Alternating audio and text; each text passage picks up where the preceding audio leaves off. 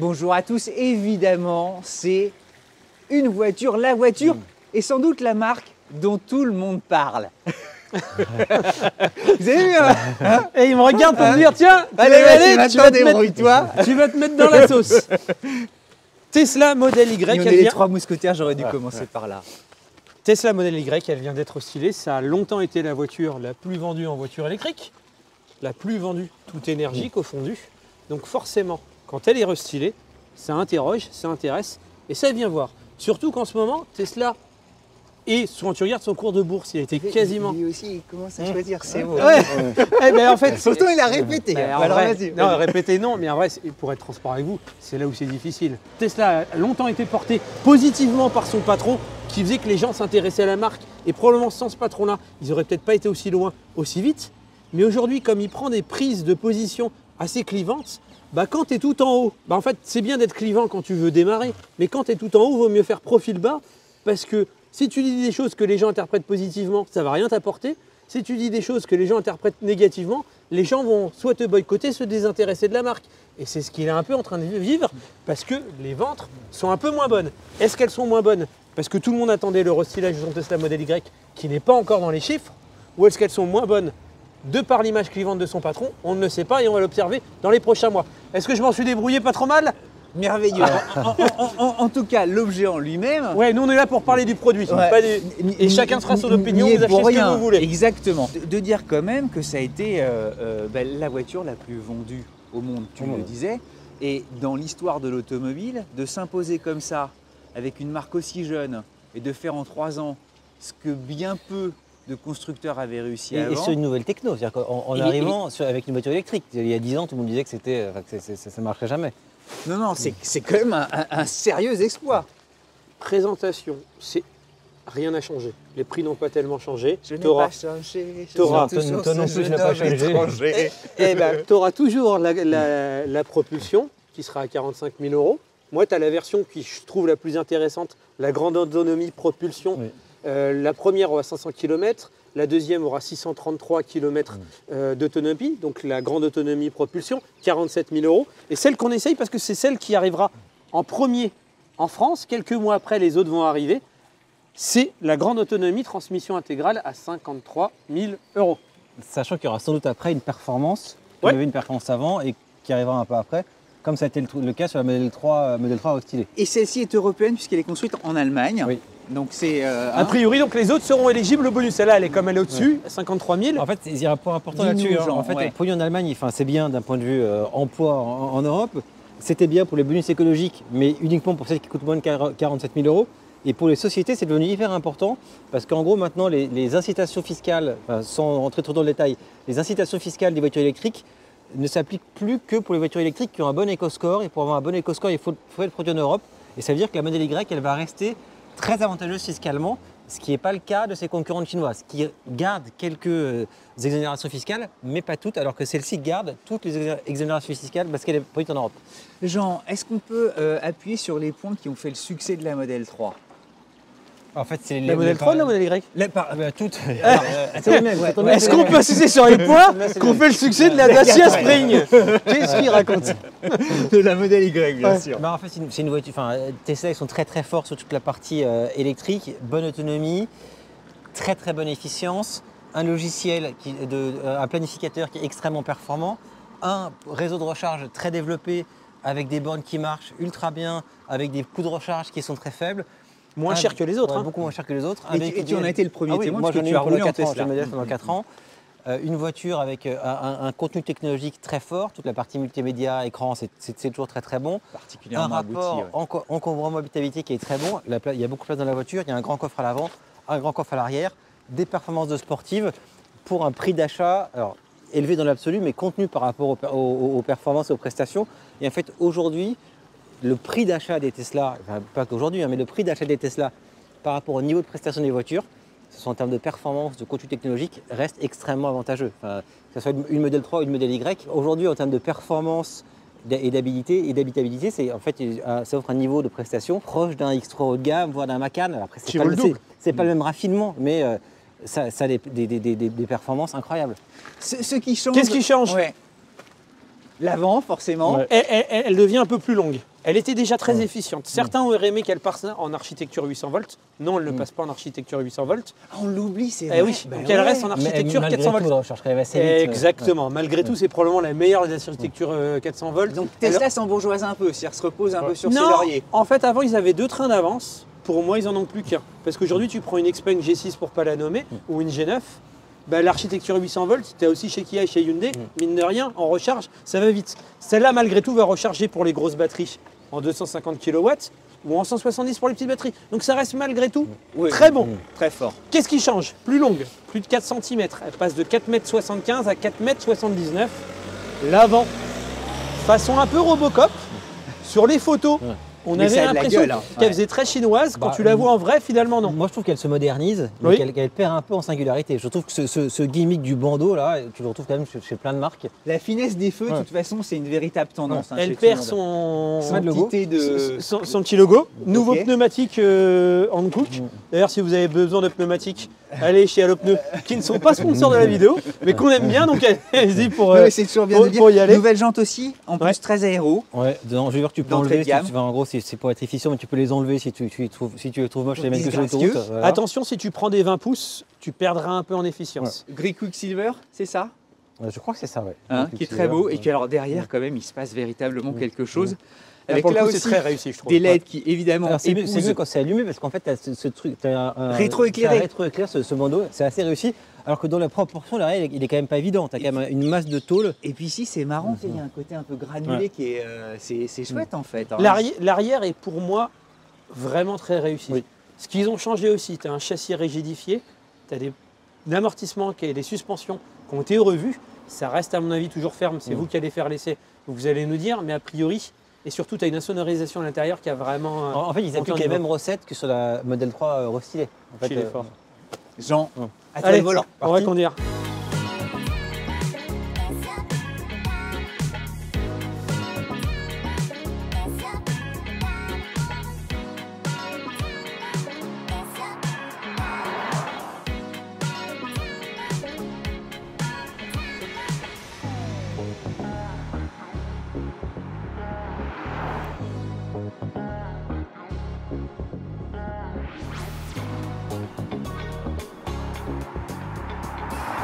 Hop, ça démarre comme... Attendez, je mets ma ceinture. J'en oublie, on est tellement confortable. Bah là, on va faire déjà le premier test. Est-ce que ça braque bien ou pas? A priori, Bon, alors, je serais surpris que ça braque premier bien. test, il me dit qu'il y a quelqu'un, devant la voiture alors que c'était, il n'y avait personne. Hein. T'as vu, il y a le trottoir qui est stylisé. Non mais attends. Bon, Jean, t'es un peu chez toi, tu Ouais. la connais par cœur. Ouais, après, tu vois, on va commencer par un point faible. Je pense qu'il n'y en a Ça pas braque- beaucoup. ça braque. Il n'y a pas de caméra 360. Et je ne comprends pas qu'une voiture avec un contenu technologique aussi important, il n'y a pas de caméra 360. Alors, il y a une caméra avant, mais je ne sais Ce qui est pas à nouveau. quel moment elle s'active. Qui est proposé maintenant Qui est sur plutôt certaines pas mal. citadines Ah en ouais. plus. Ouais, La tu vois. caméra avant est d'un bon niveau. Et ils te mettent, ouais, ils te, ils te- Ouais, ils te ouais, font ouais. ça. Tu comprends pas bien. Pas ouais. mal, ça. Par contre, ça braque pas du tout. Non. Parce que là, on n'a jamais fait. Je crois que c'est la pire qu'on ait fait ici. Ah, c'est la pire. oui, c'est la c'est- pire. C'est la pire. Mais alors, Alors, la direction est assez lourde, mais moi, ce qui me va bien, mais c'est assez, elle est bien, tu vois, elle est assez précise. assez classique je pense. Tesla, où en fait, elle a quand même des voitures qui ont des. Salut Alain. qui sont plutôt orientées conducteurs avec des bonnes sensations de conduite et donc pas des directions qui sont pas trop légères. Vous êtes bien Donc, Le installé. signe des temps, on crase Ouais. une MG4, c'est quand même Ouais. dingue. Hein, tu Ouais, vois. moi je suis très, la position de conduite est très bonne. Franchement, les sièges sont toujours très bons, je trouve, chez Tesla. T'as un C'est ferme. senti- C'est tenu. Mais je pense que toi et moi, on doit bien aimer ça. Ouais, moi, moi, ça me convient comme réglage. C'est pas non plus dur. Hein, en fait, tu C'est vois. raide, hein, un Ouais. petit peu. C'est un peu raide, hein. Ouais. Même moi, à l'arrière, Peut-être je plus le à l'arrière qu'à l'avant. Mais c'est pour le. Alors il y a un truc là pour Vas-y, enlever ouais. tu vois, les alertes de Qui est assez dépassement, bien fait. ça c'est bien fait. Parce que ça évite de sens. viper. Oh là, attention. Voilà, il Lui, il le double chien n'importe Hudson, comment, il est pardon. assez tendu. Alors, est-ce que ça marche? Ouais, ça marche forcément. Oh vache. Ah, ça c'est marche quand bien, même ça marche très bien. Après, c'est toujours pareil chez Tesla, c'est des voitures qui sont super sympas à conduire, hein, qui sont performantes, qui tiennent bien la route, avec des commandes qui sont agréables, que ce soit la direction, les pédales, avec des pédales de frein et des sensations de freinage qui sont très bonnes. C'est-à-dire qu'ils arrivent très bien à gérer le passage entre le freinage qui est lié à la régénération et le freinage physique avec les plaquettes qui agissent sur les disques. Il n'y a pas trop de variation dans la consistance de frein, contrairement à ce que tu peux avoir sur plusieurs marques. La voiture est bien tenue, c'est un SUV et malgré tout elle est bien tenue. Après les batteries sont en bas, donc le centre de gravité est bas. Mais c'est toujours des voitures très sympas à conduire. Et c'est pas du tout des voitures entre guillemets que pour les geeks qui n'ont rien à faire de la conduite. Le toucher de route, pour moi, je trouve que les Tesla, même si moi je suis pas spécialement un fan de Tesla, parce que l'intérieur est trop épuré, mais en toucher de route, c'est probablement les meilleurs du marché. Ah oui, bah bon, moi c'est un peu comme une BM, tu vois, Ouais. c'est le même esprit, quoi. C'est confort ferme. Mais il y a un vrai plaisir de conduite en fait. C'est, Ah, elle est précise. Elle est précise. Petite question, Jean, toi, PDG de la Worldwide Company PCA, dont on est fier, première location, courte durée de France. Longue durée de France, Attends, juste, pardon. premier truc, ils ont remis un commun Oui. clignotant, ce qui n'était Ah pas oui. le cas de l'ancienne. Et ça, c'est extraordinaire. Ouais. Bah, c'est extraordinaire, c'est sur toutes les voitures. Oui, non, mais parce que pourquoi je dis ça? Parce qu'ils s'en étaient privés. Bah ouais, mais... Non, mais on pensait qu'on le verrait plus jamais. Et ben il est revenu. Non, mais attendez, savourez votre plaisir, les mecs. Ils ont mis des vitres électriques. non, Oh, c'est vrai. Regardez ici. même à l'arrière.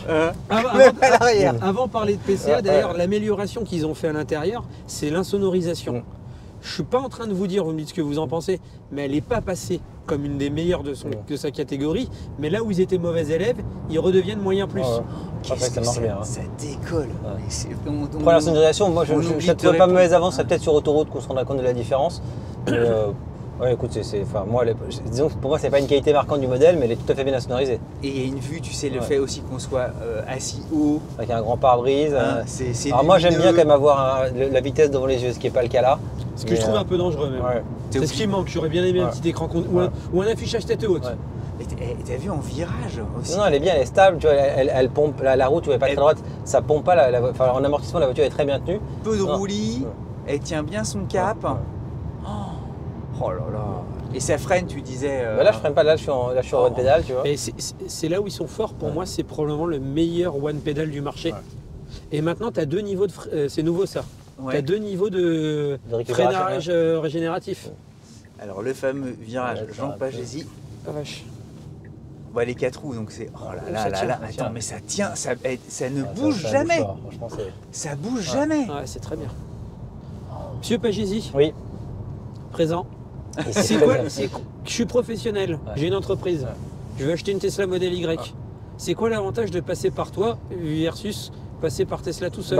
Déjà, il y a la prix. En gros, nous, on interroge plusieurs loueurs. Donc, on va interroger les loueurs de Tesla et les autres loueurs, ce qui fait que tu vas avoir, dans le pire des cas, le même prix que le site Tesla, et dans le meilleur des cas, ce qui est quand même le plus habituel, un prix moins élevé que le site Tesla. Ce qui est plutôt Ça, pas c'est le mal. premier point. Et après, l'autre point, pour moi, qui est majeur, c'est le conseil.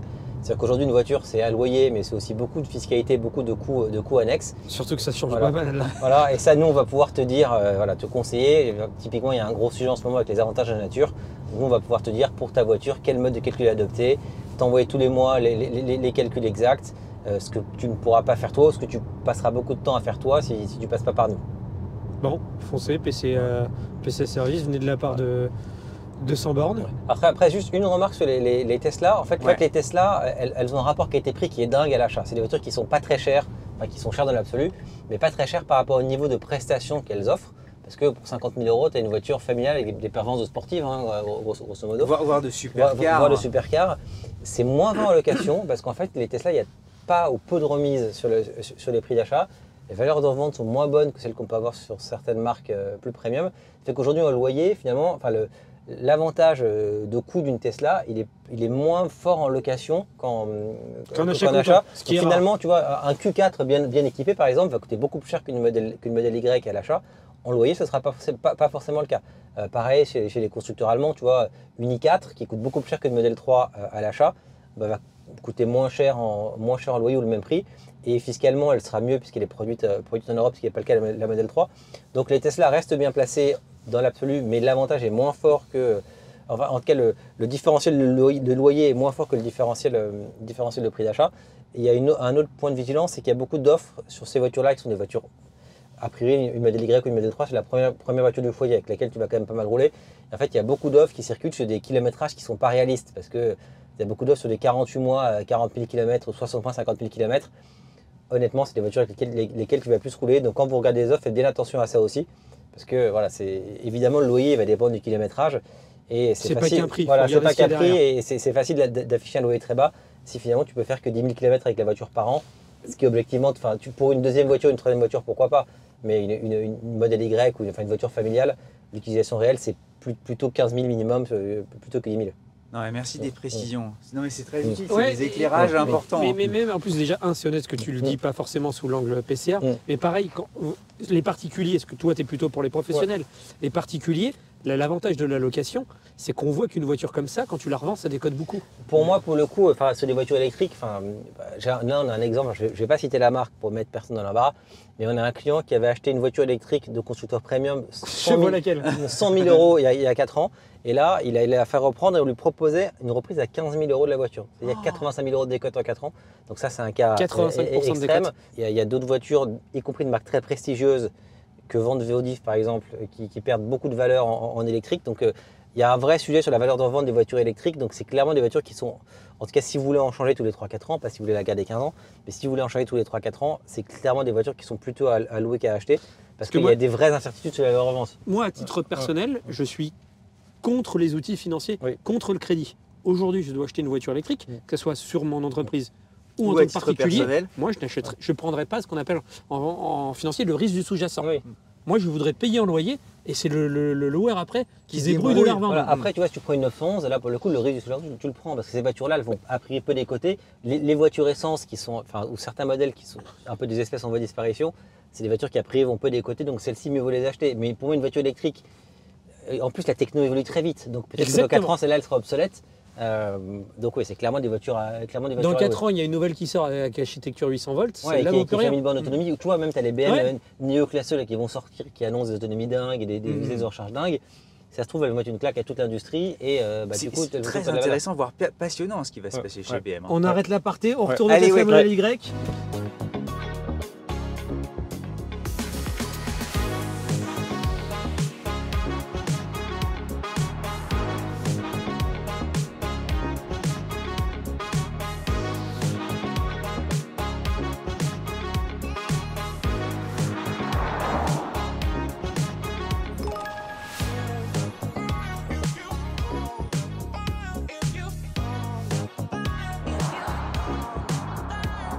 Même les joints, hein, par rapport à la Model S que j'avais, les joints étaient un peu. Là, quand tu claques la porte, c'est un bruit qui est quand même beaucoup plus sourd. Bah, Qu'avant. t'as double vitrage, enfin vitrage feuilleté. Je crois que c'est feuilleté qu'on dit à l'avant et à l'arrière, ce qu'il n'y avait pas avant.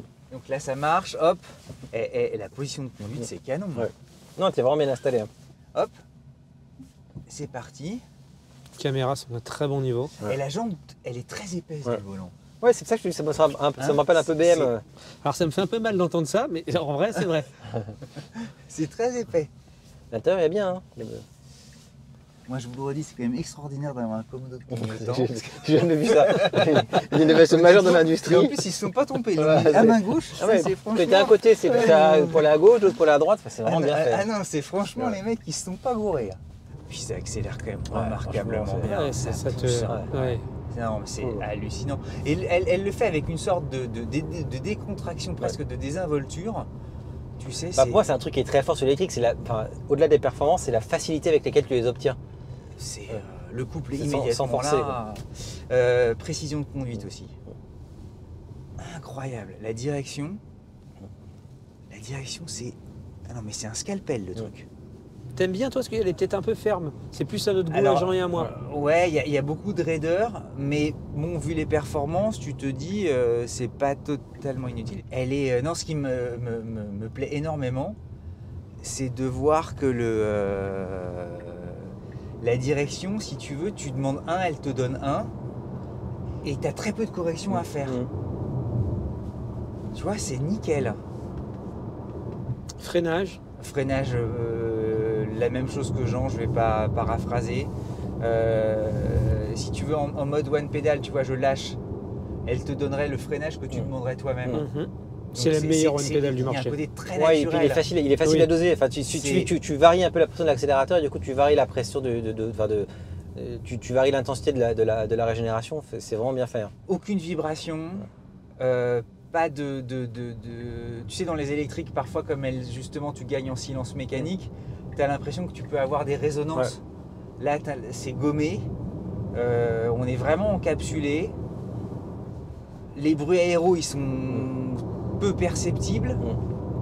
Tu as quelques bruits générés par, tu sais, les passages de roues, mais c'est faut vraiment tendre l'oreille. C'est une voyageuse hors pair en fait. Vous prendriez laquelle entre la propulsion, 500 km d'autonomie, la propulsion grande autonomie, 633 km, et celle-ci, grande autonomie, transmission intégrale, 586 km? Écoute, moi je prends une grande autonomie. Après, chacun se fera son choix entre la propulsion. J'aurais tendance à dire que la propulsion, elle tient déjà suffisamment bien la route. D'avoir une traction intégrale, pourquoi pas. Mais j'aurais tendance à privilégier, moi, 633 km. Ouais, 47 000 euros. Moi, ça me rappelle aussi le meilleur. Moi aussi, je pense que le meilleur rapport qui a été pris objectivement, c'est la propulsion grande autonomie. Après, pour moi, la meilleure Tesla, c'est la Model 3, propulsion grande autonomie, qui a encore plus d'autonomie. Moi, je préfère le restylage de la Model 3 à celui-ci. Je trouve qu'esthétiquement, il est plus fort. Il va mieux à la voiture, je trouve. Après, 100% celle-ci, elle est bien. Moi, je préfère les voitures basses et les berlines. Après, objectivement, si on pense on raisonne qu'en termes de produits et de concurrence et de prix, c'est quand même très très fort.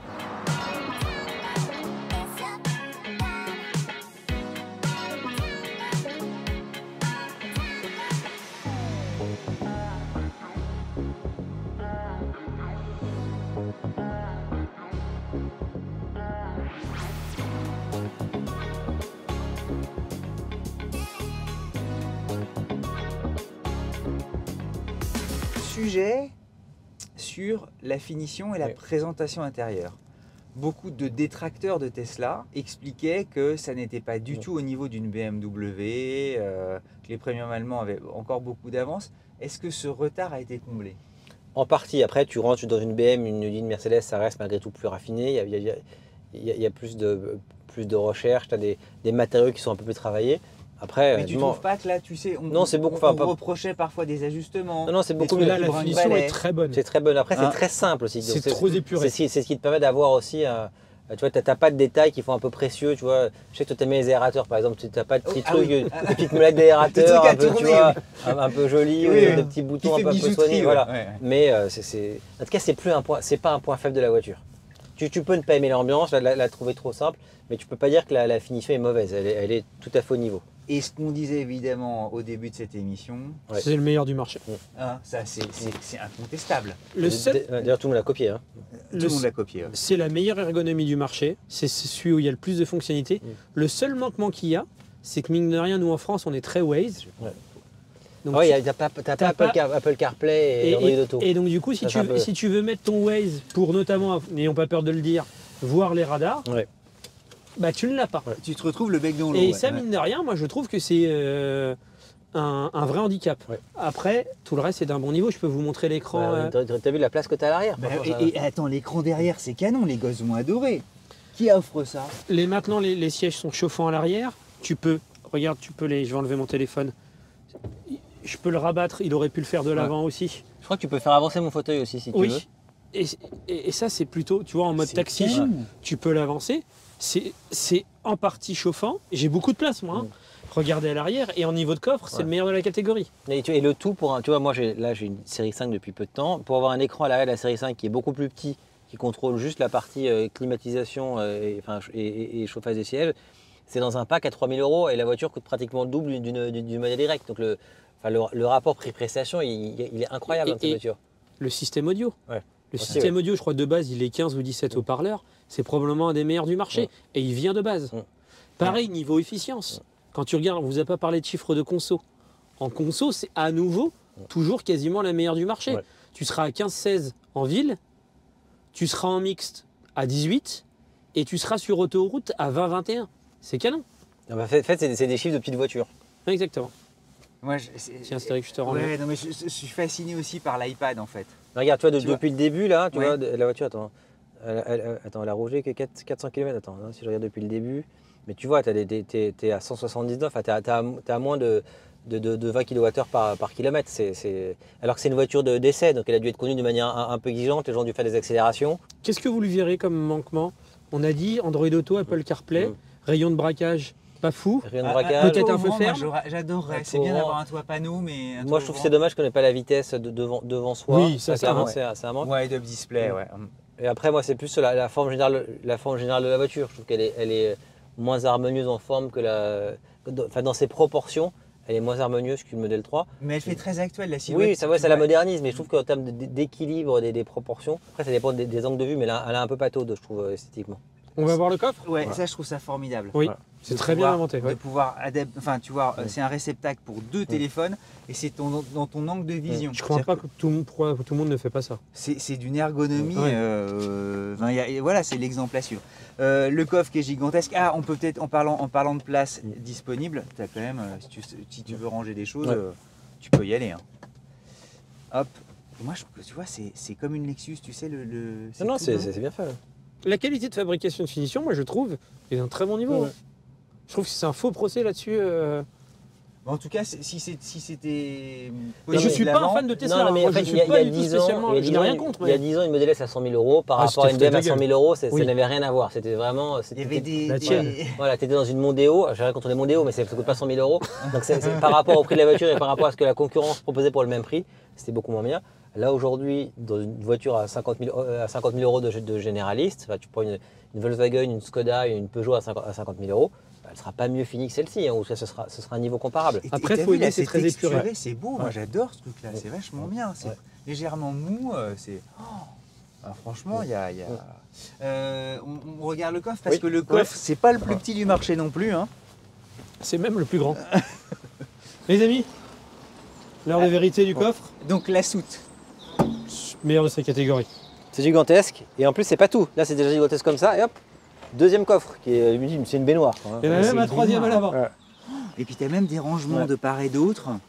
En revanche, il y a un truc qui a disparu qu'il y avait avant, c'est que je trouve, tu sais, avant dans toutes les voitures américaines, tu as un bouton pour ouvrir le coffre de l'intérieur si tu es enfermé dans le coffre. Si on te kidnappe, Ah oui, c'est ça en vrai. dit long sur l'état d'esprit quand même des gens. c'est vrai. Alors je pense que comme maintenant tu peux rabattre les banquettes tout seul, ça doit pouvoir remplacer à mon avis le La bouton, sortie, le bouton de sortie. Donc ça c'est nouveau. Tu peux rabattre. À la fois tu peux le faire de l'intérieur, à la fois tu peux le faire d'ici. Le coffre, je crois, c'est 854 litres. Donc il a un chouille perdu mais quasiment rien. Et ça reste quoi qu'il arrive le meilleur de la catégorie. Jean va nous dire qu'il y a un frunk à l'avant. Ouais. Et La puissance vais te du dire port aussi du Havre, autre chose que le. la culture de la Exactement, betterave. exactement. Alphonse Brown, notre ami. Et je crois que la capacité de stockage total de la voiture, c'est plus que le Cybertruck. Ah oui. Elle nous avait dit ça, si on rabat les banquettes. Ah oui. Ah oui, si tu as tout, c'est. Ouais. Alors que regarde, si tu peux filmer ça, tu vois, si tu es enfermé dans ce coffre, déjà il faut que tu rentres, c'est une première chose. D'accord. Mais tu vois, tu as ce petit bouton sur lequel tu pourras Ah mais il appuyer déconne pas en plus. pour sortir. Il est illuminé en Ouais, plus. il est illuminé, donc, Ah ouais. Non mais c'est vrai que ça en dit long sur l'état d'esprit Ouais. presque américain Ouais. qui fait. Une Amérique qui peut faire peur en fait. Mais ça, Eh c'est ben, pas nouveau, ça date C'est pas, pas nouveau, ça non, date non, pas de bien quelques sûr. mois. Hein, c'est le... Bien sûr. Alors, la conclusion. Est-ce que vous repartez avec ou pas? Est-ce que c'est toujours la référence du segment? Jean-Paul Gézy. Alors oui, aujourd'hui objectivement, ça reste la référence du segment. Elle en offre énormément par rapport à son prix. Après, moi, je préfère les voitures un peu plus basses que les SUV, donc personnellement, je ne la prendrai pas. Mais ça reste une voiture, en tout cas si on raisonne en termes de produits, qui est extrêmement recommandable. Et puis, moi, je trouve ça assez fascinant quand même d'avoir ici. Cédric Fréhour, toi qui achètes toutes les voitures qu'on Alors, à essaye. la François Simon, y retournerais-je? Oui, Ouais. j'y retournerais, mais je ne pense pas que je l'achèterais. En D'accord. fait, aujourd'hui, tu as des concurrentes qui s'étoffent. On l'a dit, tu sais, notamment en 800 volts. Là, c'est le cœur qui va parler. Je ne sais pas pourquoi j'aime beaucoup le Scénic. Et le Scénic a plus d'autonomie. Voilà. Ok. Mais les moins performants. Et moins performant. Et moins performant. Pour moi, ça reste toujours la meilleure du marché. Que si tu es très objectif, tu oublies les trucs de son patron. Si tu es juste froid avec des checklists verts, c'est toujours la référence automobile. c'est toujours la référence du marché. Le toucher de route est agréable. Il y a quelques manquements, comme on en a parlé. Aujourd'hui, par contre, avant, elle avait 2 trains d'avance. Pour moi, maintenant, elle n'a plus qu'un train d'avance. Parce que pour moi, l'écart se réduit avec les autres.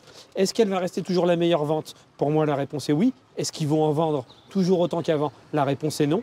Parce que tu vois, par exemple, des marques chinoises comme Xpeng qui arrivent avec des produits bien finis, bien construits, architecture 800 volts. Tu vois aussi les françaises, comme toi, tu as parlé du Scénic. Tu peux avoir aussi le 3008 qui arrive, etc. Tu as aussi numéro 8 aussi, Oui. qui va proposer 750 km. Tu as aussi la Il va y avoir une concurrence guerre des prix aussi. des Kia, des Hyundai qui eux aussi sont en architecture 800 volts. Et le fait, comme on l'a dit un peu en début de vidéo, que son patron a longtemps porté et a accéléré l'image de la marque. Et aujourd'hui, c'est peut-être temporaire, peut nuire un petit peu. Mais ce qui est certain, c'est que tu avais, toi, moi, quand j'ai eu ma Model S il y a 5 ans, c'était cool d'avoir une Tesla. Tu vois, tous Ouais. les mecs qui disaient ah machin, t'as une Tesla, c'est génial. Maintenant, Machin. tout le monde en a. Déjà tout le monde en a, et puis c'est Pas tout le monde. mais là, c'est Tout le monde en c'est électrique. beaucoup plus répandu. Et je pense qu'il n'y a plus beaucoup de gens qui ont le mot est un peu fort, mais la fierté d'avoir une Tesla, comme ça pouvait être le cas il y a 4-5 ans. Donc le produit s'est démocratisé. Il y a beaucoup de polémiques autour du président, mais voilà. Et 2025, et les chiffres de 2025. Ça sera faut savoir intéressant à si suivre. Elle sera toujours la Je pense que star. le deuxième Et à trimestre tout va être hyper intéressant. Parce que Mais presque- par contre, il faut être honnête d'un point de vue purement Ah, c'est produit. c'est encore la meilleure. C'est la meilleure. On se quitte là-dessus? Bon, moi, je prendrais une modèle 3. Ouais. En vrai. Ah oui, mais a priori, on est tous les trois d'accord. Mais les gens veulent des SUV. Mais ça, Oui, là-dessus, bien on sûr. préfère tous la modèle 3. La bise à mamie. Dites-nous en commentaire. Ce que vous en pensez, quelles sont vos opinions sur le sujet. Ouais, Et puis, À très vite. Et puis à très vite. À très vite.